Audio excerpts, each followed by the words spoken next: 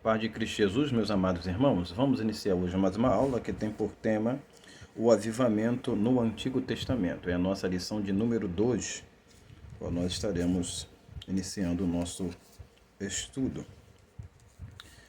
Vale se lembrar que o avivamento no Antigo Testamento ou no Primeiro Testamento tem uma conotação um pouco diferente do avivamento no Novo. Claro que a manifestação, o modo de se dar é o mesmo em questão de ser o Espírito de Deus, o Espírito do Senhor, como é chamado normalmente no Primeiro Testamento, que vai manifestar esse avivamento. Mas esse avivamento vai ter um arcabouço, uma estrutura, um início de uma forma diferente. Por exemplo, nós vamos estudar na lição posterior, logo após, que sobre avivamento no Novo Testamento, isso é manifestado através da descida do Espírito Santo e dos dons espirituais que é dado à igreja. Mas não vamos entrar sobre isso. No Antigo Testamento já acontece de uma forma do avivamento da lei que fora dada ao povo através do profeta Moisés. Então é a recordação, a lembrança e a volta à prática da lei que vai conotar no Antigo Testamento, o Primeiro Testamento, um avivamento sendo realizado, vamos dizer assim. Mas vamos para a nossa introdução. O tema é avivamento no Antigo Testamento. Nossa introdução diz assim: o avivamento deve ser visto entre dois prismas. Quais são esses dois prismas que o avivamento precisa ser visto? O avivamento precisa ser visto no primeiro prisma, que é o prisma físico, e no segundo prisma, no prisma espiritual. Então, dois prismas são os prismas que devem serem visto o avivamento, físico e espiritual. Com isso, na esfera espiritual, vai desencadear e o que vai proporcionar, ou seja, como isso na esfera espiritual vai desencadear e proporcionar. Nós vamos tentar falar sobre isso depois. Claro que o avivamento, o primeiro prisma, que é o prisma do avivamento físico, é ele que vai ser a estrutura, a base, o linear inicial para o desencadear espiritual. E assim sucessivamente, é intercalado, eles se envolvem. Porque claro que não tem como existir um avivamento físico sem uma manifestação do espiritual. E nem tem como haver um avivamento espiritual sem uma manifestação no físico. Então os dois se misturam, se tornando uma coisa só. Pois bem, então, como isso na esfera espiritual vai se desencadear e proporcionar? O avivamento no Antigo Testamento envolve o retorno à prática da lei na lei. No Novo Testamento, os dons espirituais na prática ritualística do culto. Claro que a prática também da lei, o retorno da lei, volta também à prática ritualística, ou seja, o povo do Antigo Testamento, a gente vai encontrar isso por diversas vezes, e eles não estavam cumprindo de forma plena ou estavam agindo de forma relaxada em questão à lei e as coisas ritualísticas. Por exemplo, a gente vai encontrar isso em Malaquias, quando o povo estava oferecendo sacrifício a Deus, animais com defeito para o Senhor. E isso já estava acontecendo com deveras frequência. Então o avivamento ele como eu disse, qual é os dois prismas, o que ele vai proporcionar, o que ele vai desencadear, o que ele vai envolver, o que ele vai direcionar. O avivamento ele precisa direcionar para algo, ele precisa direcionar para alguma coisa, ele precisa direcionar para um propósito, ele precisa direcionar para um rumo. E qual esse rumo que ele precisa primeiro ser viabilizado, mostrado, visto diante dos olhos carnais a qual temos, ao qual as pessoas precisam perceber e ver. Primeiro, o modo que a gente precisa ver, ou a esfera que o avivamento no Antigo Testamento vai atuar, é na esfera física. E na esfera física a gente tem o Salmo de número 122, versículo de número 1, que diz o seguinte: alegrei-me quando me disseram, vamos à casa do Senhor. Tem que haver alegria a adentrar, ou desejo de estar na casa de Deus. A casa de Deus deve nos trazer ou nos proporcionar prazer. Então o salmista falou: alegrei-me quando me disseram vamos à casa do Senhor. A gente percebe um tipo de avivamento, um tipo de ação espiritual da parte de Deus quando a pessoa tem alegria e prazer de estar na casa do Senhor. O corpo tem prazer de estar na casa de Deus e a valoriza, há um valor estribado nesse estar na casa de Deus.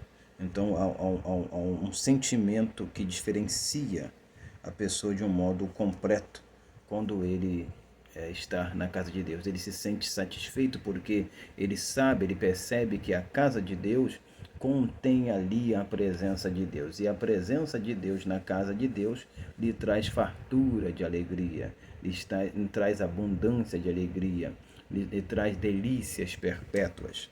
Então, por isso ele vai desejar estar na casa de Deus. Vou lembrando de delícias perpétuas, voltando aqui ao Salmo, eu vou ler o Salmo de número 16. Salmo de número 16, versículo de número 11. Eu estava com outro salmo daqui anotado já, mas vamos ler isso aqui. Logo após a gente retorna, voltemos para o salmo que nós vamos citar. Far-me-ás ver a vereda da vida, na tua presença abundância de alegria, e a tua mão direita delícia perpétua. É na casa de Deus que tudo isto vai acontecer. É na casa de Deus que esses elementos essenciais vão se manifestarem de forma cabal e completa.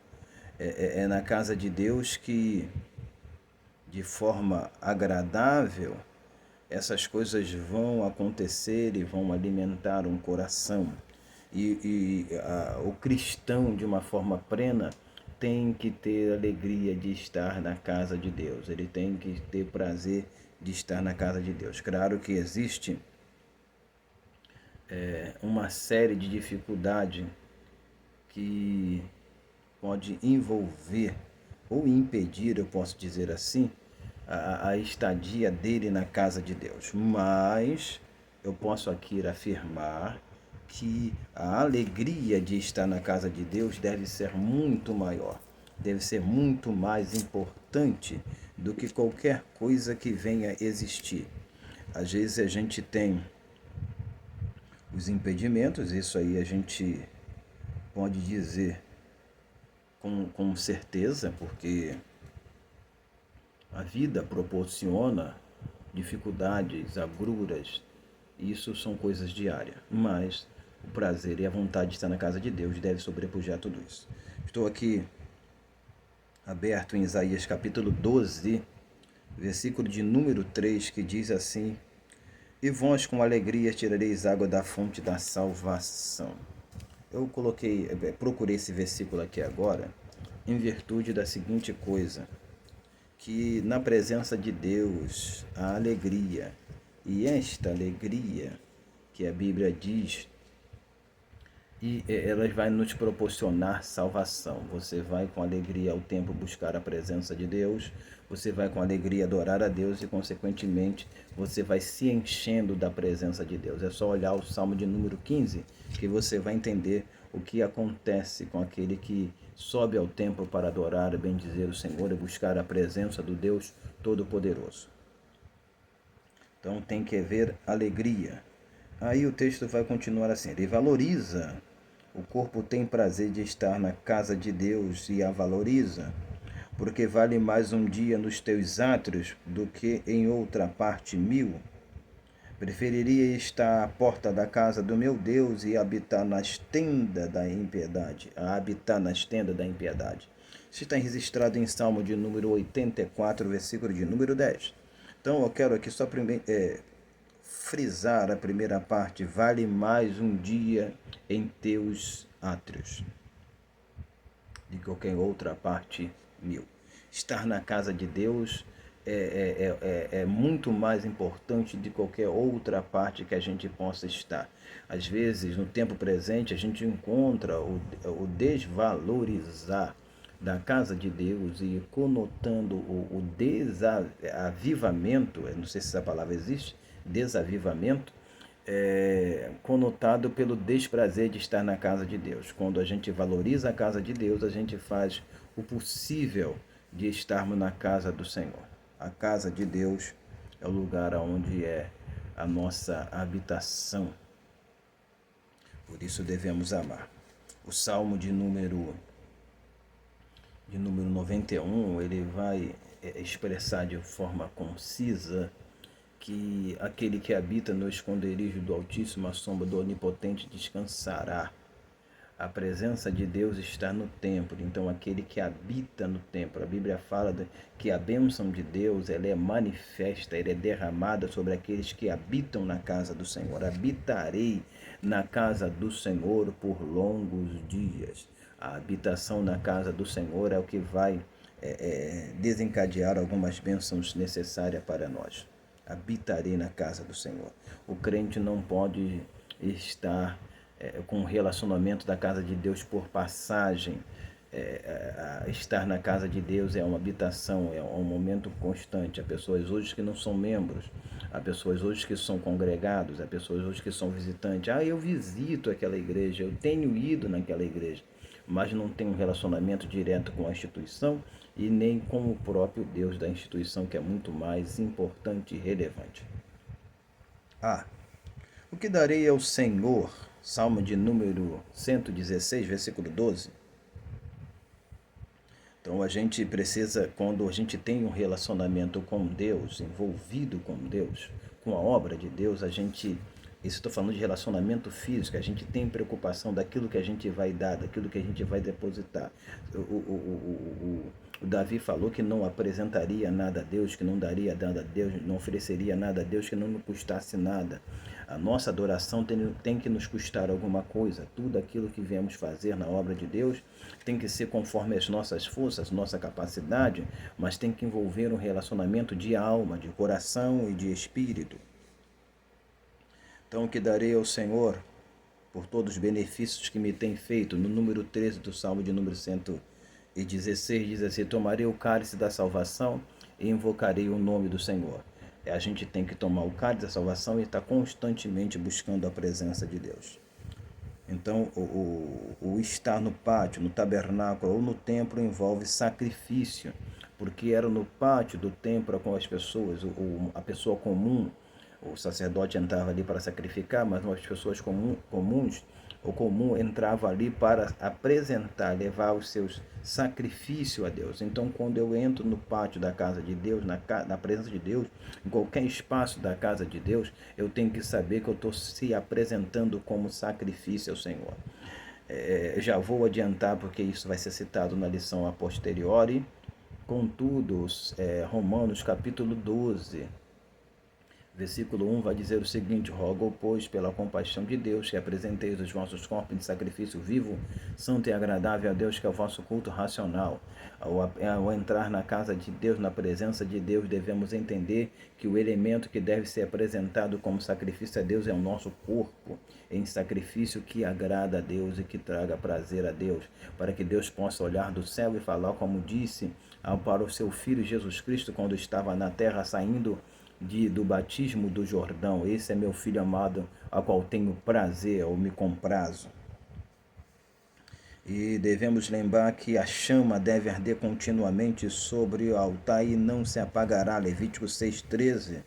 Então há uma necessidade constante do fogo de Deus sendo derramado sobre os corações. Deixa eu dar um pontuar aqui. Eu não quero objetivamente entrar,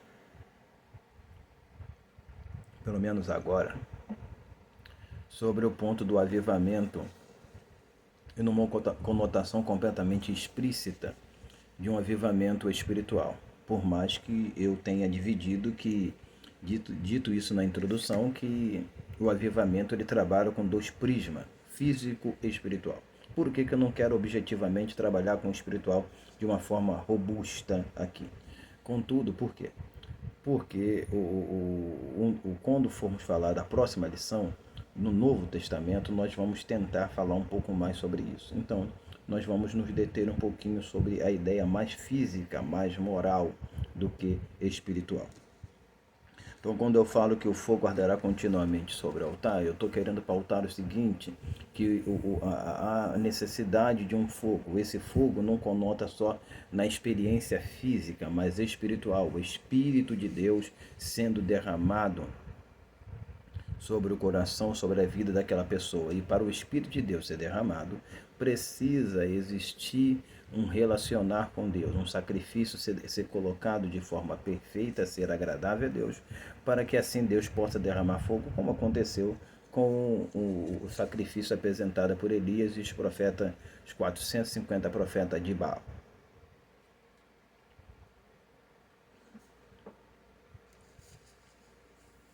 Vamos seguindo aqui. A passagem que eu estou citando está em 1 Reis, capítulo de número 18, versículo 24, 30 e 38. Versículo 24, 18, capítulo 18 de 1 Reis, 24, 30 a 38. Então ali a gente vai encontrar a manifestação do sacrifício. O corpo é entregue ao sacrifício quando vem uma resposta direta dos céus, qualifica a aceitação do sacrifício e uma manifestação de Deus, do Deus espiritual, ou seja, qualifica o Deus receber o sacrifício, uma manifestação de Deus ali, aceitando o sacrifício, aceitando o ofertante e se manifestando de forma visível, sendo ele Deus da vida da pessoa. Porque quando o nosso físico está direcionado em comunhão com Deus, Deus nos recebe, nos abençoa, prospera e se mostra visível. As pessoas que estão ao redor sabem, percebem, conseguem detectar que Deus está se manifestando, atuando em nossas vidas ou através de nossas vidas, como a gente encontra na vida do profeta Elias. Segundo ponto, avivamento espiritual. Avivamento espiritual, eu quero trabalhar com um texto. Deixa eu abrir aqui. Vou abrir o texto. Lucas capítulo 10, versículo de número 27. O texto vai falar objetivamente sobre a questão da vida eterna. E a vida eterna é algo importantíssimo para o cristão. O cristão, ele se relaciona com Deus, ele ora, ele busca, ele lê a palavra para obter a vida eterna. E a vida eterna é esta. Jesus falou em João capítulo 17, versículo 3, que conheça a ti, ó Pai, como o único Deus. Então existe um relacionar com Deus, um relacional com Deus espiritual, porque Deus é espírito e procura os verdadeiros adoradores.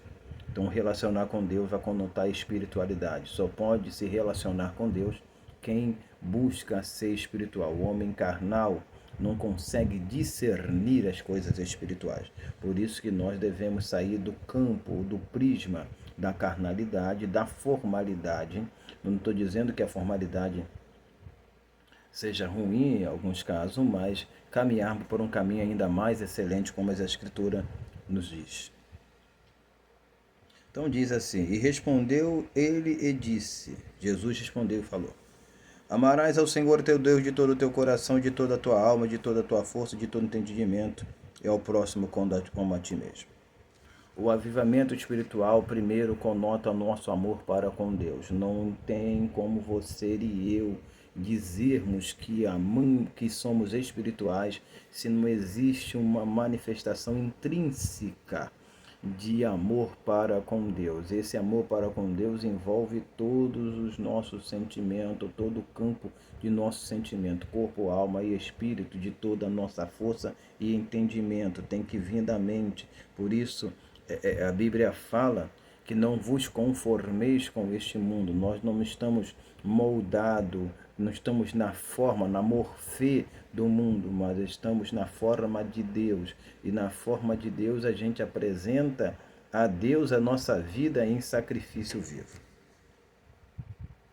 Então, tem que ser com todo entendimento, com todo o coração e com toda força e alma. E amar ao próximo como a ti mesmo. O amor ao próximo também conota a espiritualidade, porque vai conotar relacionamento para com Deus. O tipo de sacrifício muda pelo tipo de relacionamento para com Deus ou com Deus. Ou seja, quando eu apresento um sacrifício perfeito, meu relacionamento é perfeito. Mas quando eu apresento um sacrifício imperfeito, meu relacionamento com Deus é imperfeito. Então, o tipo de sacrifício muda pelo tipo de relacionamento. Há pessoas que estão apresentando a Deus, é só olhar Malaquias capítulo 1, um sacrifício ruim, porque o relacionamento deles para com Deus é um relacionamento completamente defasado. Mas quando você tem um relacionamento de intimidade e proximidade com Deus, você vai sempre querer apresentar o melhor para o Senhor. Animais com defeito representam um coração defeituoso, irresponsável para com Deus. Malaquias capítulo 1, versículo 8. Você lê lá. A forma de sacrifício envolve inteiramente o indivíduo. Romanos 12, versículo 1, já citamos aqui. Aí vamos para a nossa conclusão. Para dizer como Miqueias, podemos dizer como Miqueias, que disse assim: eu sou cheio da força do Espírito do Senhor. Para dizer isso, a gente precisa alcançar a medida e a estatura de varão perfeito. Mas para alcançar a medida e a estatura de varão perfeito, devemos desejar alcançar a medida, a estatura de varão perfeito. Se não buscarmos essa comunhão, não vamos alcançar. Se não desejarmos esta comunhão, não vamos alcançar. Porque as coisas de Deus, elas se manifestam de forma especial, de forma cabal, no coração que deseja receber esses elementos. Eu quero aqui rapidamente ler um texto bíblico que eu acho importante, para nós começarmos a consumar a nossa aula, que diz assim: para que habite, Efésios capítulo 3, versículo de número 17, para que Cristo habite pela fé no vosso coração, a fim de estando arraigados e fundados em amor. Arraigado significa ligado. Em amor. Poder de perfeitamente compreender, olha só, o amor e o arraigado com Deus, olha o que vai desencadear. Poder de compreender com todos os santos, qual seja a largura, o comprimento e a altura e a profundidade, e conhecer o amor de Cristo, que excede todo entendimento, para que sejais cheios de toda a plenitude de Deus. Ou seja, essa espiritualidade, esse avivamento espiritual, ele desencadeia amor. E esse amor nos faz, o texto aqui é claro, versículo de número 19, e conhecer o amor de Cristo, que excede todo entendimento, para que seja cheio de toda a plenitude de Deus. Ou seja, quando eu tenho a manifestação do amor de Deus, eu caminho no campo físico do relacionamento, eu amo o meu próximo, avivamento. Eu amo a casa do Senhor, tenho prazer na casa do Senhor, tenho zelo pela casa de Deus, como Salmo de número 69, versículo 9. Vai haver uma manifestação da plenitude de Deus por causa desse amor. Se eu amo a Deus, Deus me ama. E a Bíblia diz assim. Eu quero terminar com essa frase. Evangelho de João, capítulo 14, versículo de número 21. Aqueles que têm o meu mandamento e guardam, esse é o que me ama. Aquele que me ama será amado meu Pai, e eu me manifestarei a ele. Deus vai se manifestar àqueles que o amam. E a manifestação de Deus traz a presença de Deus. E tendo a presença de Deus, não tem como não existir avivamento. O texto que nós falamos é Miqueias capítulo 3, versículo 8, que diz assim: eu sou cheio da força do Espírito do Senhor. Miqueias disse isso. A boca fala da abundância do coração. Se eu estou cheio da força do Espírito de Deus, eu vou falar de Deus, eu vou ser um crente avivado, eu vou ser um crente espiritual. Estou falando do Antigo Testamento. Mas, Se eu não tenho um relacionamento com Deus e não tenho um contato intrínseco com a palavra, automaticamente a minha boca vai trazer elementos amargosos e não elementos que são agradáveis e confortáveis àquelas pessoas que nos ouvem. A palavra de Deus em nossos lábios tem que ser palavras que venham trazer ânimo, força e converter, salvar aqueles que nos ouvem, como diz as Sagradas Escrituras. Que Deus possa nos abençoar. Nós conversamos um pouquinho sobre avivamento no Antigo Testamento. Na próxima lição, vamos falar sobre avivamento no Novo Testamento. Claro, sempre lembrando alguns arcabouços e ideias que foram citadas nessa lição e em outras, para que a gente possa ter um entendimento pleno da lição e a sempre estar se relacionando com toda ela, não com parte dela. Que Deus possa nos abençoar. Peço a você que venha se inscrever, curtir e compartilhar. E nunca se esquecer de deixar o seu comentário aqui. Seu comentário é muito importante para nós, para que a gente possa estar sempre se dedicando mais, se interessando mais a estudar a palavra do Senhor, para trazermos elementos diferentes, elementos que possam lhe trazer e acrescentar conhecimento da palavra do Senhor. Vamos orar, pedir a Deus a sua presença, o avivamento espiritual para as nossas vidas, os dons espirituais ao qual tanto precisamos e necessitamos para os dias atuais. Vamos orar a Deus. Senhor Deus, muito obrigado. Peço a tua bênção sobre esse professor e sobre essa professora. Dê graça e sabedoria a ele. Nós estamos tratando sobre avivamento no sentido do Antigo Testamento e não temos tempo para comentarmos sobre todo o arcabouço do avivamento, de como se manifestou no Antigo Testamento, mas eu sei que o Senhor há de nos avivar, de nos fazer entender pelas Escrituras a necessidade do avivamento, que é o retorno à palavra de Deus, é o retorno à lei do Senhor. Que isso possa estar guardado e arraigado em nossos corações. Abençoa a aula da Escola Dominical, nos dê um domingo agradável, que as nossas mentes possam absorver a Tua palavra ensinada através de nossos mestres, em nome de Jesus. Amém e amém. Que Deus venha lhe abençoar, tenha um excelente domingo, uma excelente Escola Dominical e até a próxima. Amém.